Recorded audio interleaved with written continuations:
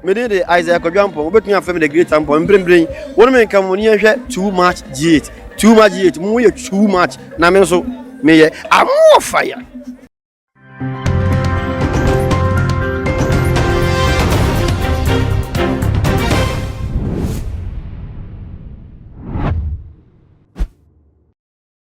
Ebusia for me mama akwaba sronko edeba too much GHS so munia ba mosom for na ama owusu a enina ebre asoso eye training issues ebre nebusia for intermediate de unia de ekọ ene de eba ewo manmu era sapre me de efa eye ye training issues no emu ede asomo na ansa na meko ensem no es nebusia for me mo bibia wo hwe me sapre afishia pa afi 2021 enfa nkunimdie enfa yiyo ene eye insha bebre enu mo bibia na tese yenko ne wie no na tese akoye adasidie ene enigedie ena ye de ko eye ne wie na meko ensem no emunim se empedodo no ye taika se new year new beginning na tese no be ena sabre akoso edi ama honorable member of parliament for Asen Central Ame Pache Honorable Kennedy Agyapong akompreko Agyapong na the Jamaican no asemi na the aba NSA ya honorable yi sabre nyankopon ayenadum amanye wenya ne hokafo a otoso mienu atese ndrada na womo eye ayefusha kama edi esili womo enkambo mu no na ebutafo yenim se honorable member of parliament no wo yere the first wife Miss Stella Agyapong no and that ne two o man channel ne de keka no o man FM anu na to say ebusuafo na to say epache say honorable wahwema hu say that bi wo mu say wa ware ba ko de da bate ade no no abode no ho na to say wo sa pefofra ka ho na yakobo na ebie kwan de amana mate we nya no ka fofofra ono nso wo de no aka na and some way to that through Facebook user Mami Dodua no and at the same say wo ba no na down for this wo ayefusha na say or posting pictures of the ceremony bi so wo de nsem fa kaka bi eka ho na ne nsem no say and wo de etu do say Auntie Christy, I'm super excited today for you. Indeed, patience moves mountain and honesty pays. A woman of every man's dream. Humble, quiet, serviceable, and obedient. I'm so happy you and Honorable Ken. I'm so happy for you and Honorable Ken. This is so beautiful and blessed. Congratulations, Auntie Christy. Atese, wode manu congratulations. Ladies of Auntie Christy, yana Christiana ya oba fufro ya. Honorable Kennedy Agyapong and no akabom ewa rekwan so no. Onye stranger na oyebia pedodo na hu se honorable epia kwa bonte ne birthday na obi honorable tia pictures kra ba bonte na se honorable wo mode emfia no aboso omkote so mo date pente honorable so oya branti munti te se onim so ama wa date no ehunu art sabe wono no etu awawe anamo eno ebi na yedi aso se nim se honorable we baby mama's there obi and ebi emu so no wo emma 22 nti say ye nim say maybe ba be ka ho 22 ne bi ba be ka na asquire 25 and as be ko de nim ana de be kire bia no ebusa for yetigana ye be hu bi nti ready eni jesem edema honorable member of parliament nti ye be na konya imu ede congratulations akọ ede ama honorable no ene ne ye fofo no na ebusa for minya ba ekia sikapa ewo ha ye be ko enkomo no ana se be ko nsem no emuni ahwemu na to say de mu bia de biebie mu ama wonsi wetimi enyanta sekia ma akwaba nana mama Jose bibi agoko boko na hu na efese new year de wedi nshira de ya enim say nsha wedi pa sho wa hu sisi ni ne ya jealousy oba de say ma wa hu sisi mu eniam na ekia obenya me say wo sisa o say that's why honorable na wa refofra wa we hu ni say yo nana mama dance na mena makunya isusu so achia ya hefo eni etifo na mema obi anso so happy new year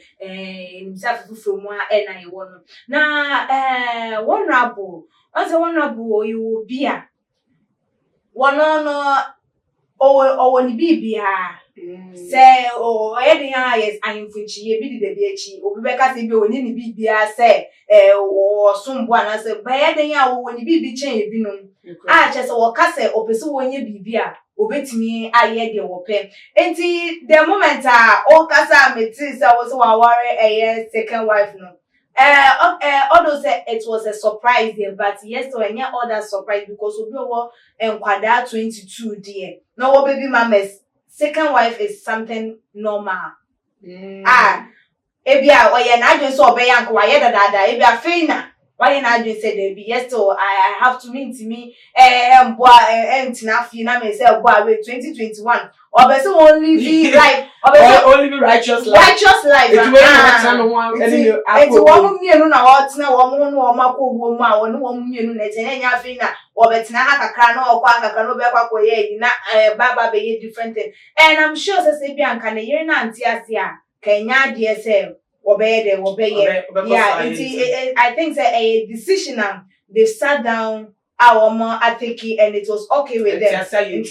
adwuma na wo so etu anamontis okay ebi mo so kika say oba ni e de pa oba no board din na first wife kra with men control no amate say after first wife kra no say na okay baby mama is awodo na second wife better so at the age of 60 I don't know when second wife no oba ne boarding o no mo ya adwo sakwa ne so odo de odo to Mrs. Sanipo. Oh sure, odo to Mrs. Sanipa and besides age is just a number. O say emma they tell me besides I say emma you kind of you per competition you kind of your jealousy be e we hu ye mpe say ade ye no like ebe kokko ebe obi fu oba fu fraud no ba be bata and I me can dey akosi say first wife no worry ni wie no you say even afterwards no nya other baby mamas are ono mo ewo emma mo kan be 22 no na foforo oyere foforo wa be go for ka say the board because ono so me wan sha na ewa ko ye say sa no sha omo don no ye different na wan sha bet na asama ono abaye one there be ontimi nya one man beside sir because yeah mama Stella me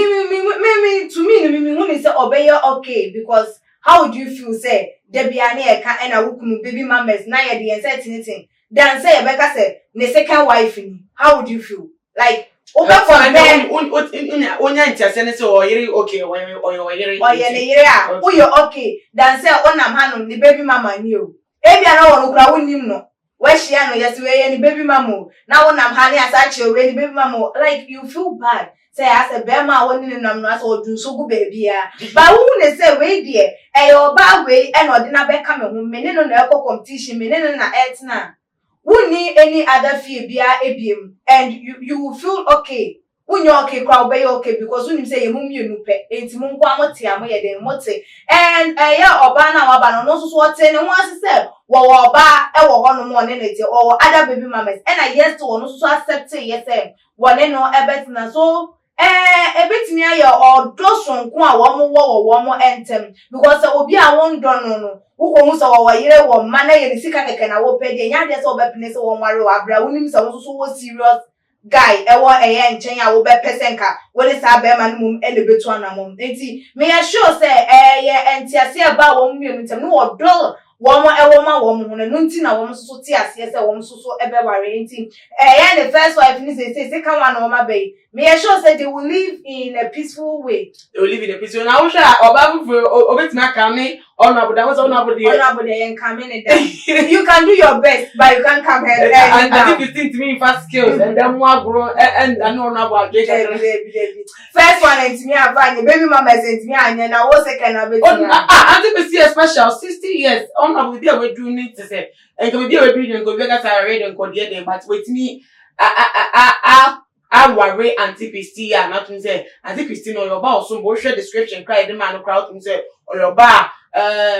you didn't yard obia won ne ade a wo bone ho modin ewo e de aye ma Stella wono so ewo ne part a one abu hu na o feel so relaxed and as wo hu na wo you okay with sanso na aye ma me Auntie Christina wono so ewo wono so ne special eye wo no one abu hu a wono so oye okay with nti wo bia wo ne dia obetimi de approve say wono so ewo ho no nti wo de na wo de eba no modern ba wo de be kire no no na be hunu say ebe sustain ni wo ana say be ma obi ani so atete no sa na metimi okay we de bisi ase say ni je sem quality then na wo ka che honorable honorable de metimi aka say mani chinkwa oye bemba mu so wetimi etu ana mo kwa de sit we bo okra nka wanye wo ire bagon ko be ka so me wo ire nti we de me ngwa na we sa ba yes or no we show say upon all the baby mamas no yes or say upo bi na say why you so person won worry obi it doesn't matter other obstacles and as you may surround yes so you have to push forward to what for what you want and pa na ebusia for ye ni be see ya na say na me kan me say to be say honorable congratulations you be say sa new journey a wa sha say din kurim die ni eni je sonko ebeba wa brabo mu na ebusia for me di AC no wo so a wo hwe ye wa dwentwe efa ho no bo moten a na fa som ye e wo comment section na bi so share video we on all the social media platform follow ye e wo Instagram and Twitter so at @TooMuchGH_ Facebook @TooMuchGH Medi Edina na ama Ogusa na me adma e be di e share subscribe makramo